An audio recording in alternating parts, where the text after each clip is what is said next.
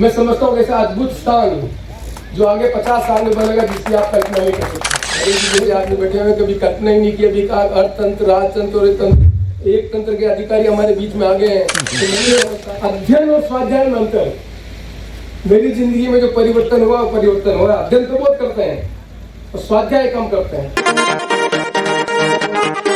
Speaker के रूप में उत्तराखंड जाने का मौका मिला और तब मैंने पहली बार उस आश्रम में जाकर देखा कि वो अद्भुत जगह क्या है।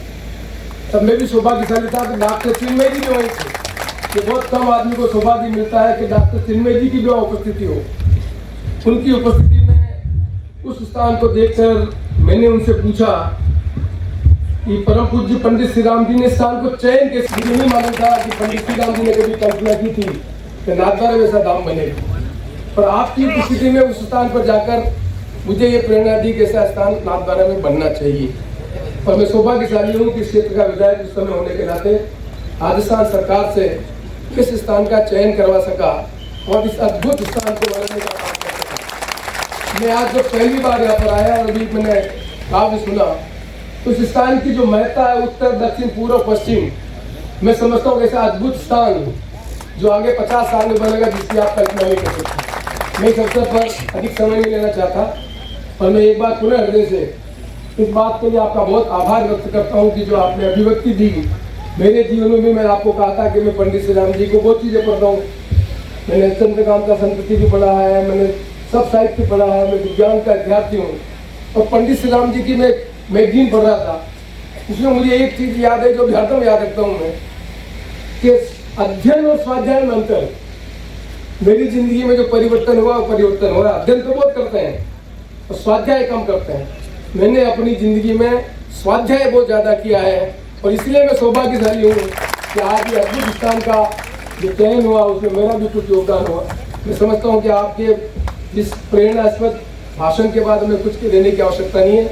परम पूज्य पंडित श्री राम जी से और आपसे प्रार्थना करते हैं कि हमारे जीवन में भी जो आपके मन में कल्पना है हम एक अच्छे इंसान बन सकें। हम अच्छे इंसान बनकर जो उनके मन में कल्पना थी संस्कारित होकर अपने जीवन में परिवर्तन कर सके, समाज के जीवन में परिवर्तन कर सकें। उस अद्भुत स्थान की स्थापना के लिए आज आप पधारे।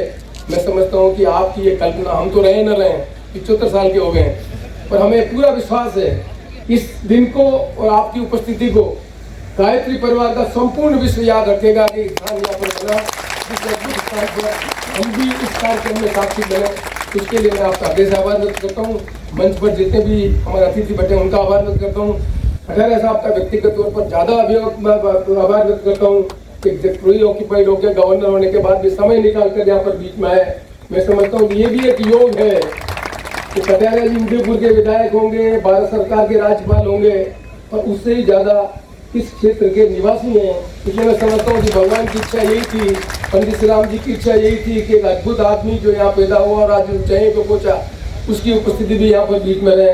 तो मुझे बहुत प्रसन्नता है कि आज मंच पर जितने भी साधु संत बैठे हुए हैं, मदन जी जैसे आदमी बैठे हुए हैं, कभी कल्पना ही नहीं की। अभी अर्थतंत्र, राजतंत्र और तंत्र, एक तंत्र के अधिकारी हमारे बीच में आ गए हैं। तो मैं नहीं समझता कि देखिए हमारी कल्पना है तो साकार नहीं होगी। एक बार मैं पुनः हृदय से आपका बहुत बहुत आभार व्यक्त करता हूँ और सभी का बहुत बहुत आभार व्यक्त करता हूँ और आशा करते हैं कि हम आप सब मिलकर जो आज प्रेरणा से भाषण सुना, हमने जो उनका वक्तव्य सुना है उससे जीवन में प्रेरित होकर पंडित श्री राम जी के मन में जो कल्पना थी उसको जीवन में साकार करेंगे।